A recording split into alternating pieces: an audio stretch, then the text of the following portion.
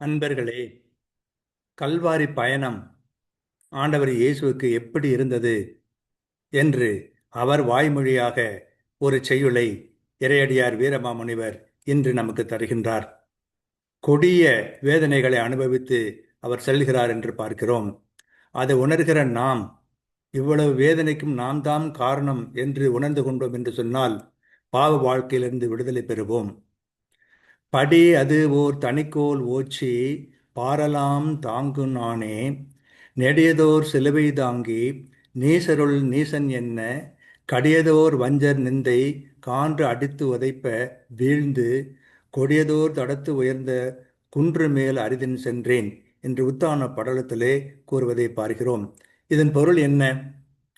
இவ்வுலகத்தை ஒரு தனிச்செங்கோல் செலுத்தி ஆண்டு இவ்வுலகையெல்லாம் தாங்கிக் கொண்டிருக்கும் நானே கொடியோருள்ளும் மிக கொடியோன் எண்ணத்தக்கவாறு ஒரு நெடிய சிலுவையை தோளில் சுமந்து கடுமணங்கொண்ட வஞ்சகர் வசைகளை கக்கி அடித்து உதைத்து அமையால் தரையில் விழுந்து கொடியதொரு பாதை வழியாக ஒரு உயர்ந்த மலையின் மேல் அரிதாகச் சென்று சேர்ந்தேன் என்று கூறுவதை பார்க்கிறோம்.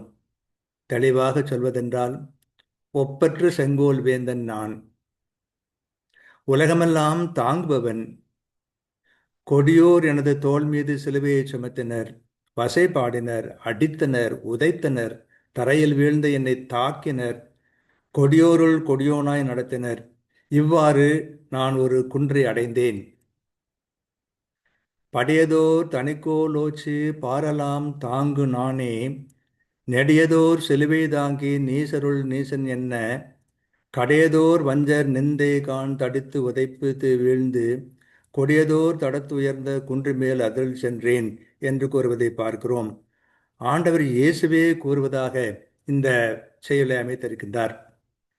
அவர் இறைமகன் என்ற முறையிலே அரசருக்கெல்லாம் அரசர், அப்படி உயர்ந்தவரை நீசருள் நீசராக கருதி சிலுவையை தோளிலே சுமத்தி அடித்து உதைத்து மிதித்து வசைபாடி அவரை அழைத்து செல்கின்றார்கள். இப்படிப்பட்ட கொடுமையில் கொடுமையை அனுபவித்த வண்ணமாக ஆண்டவர் இயேசு கல்வாரி மலையை சென்று அடைகிறார் என்று இந்த செயலிலே பார்க்கிறோம். வெறுமனே பார்த்தால் தெரிந்து கொண்டால் போதாது, அதை உணர்ந்து வேதனைப்பட்டு அவரோடு சேர்ந்து அழுதோம் என்றால், அவருடைய பாடுகளிலே பங்கு பெற்றோம் என்றால் இந்த தவக்காலம் நமக்கு சிறந்த காலமாக அமையும்.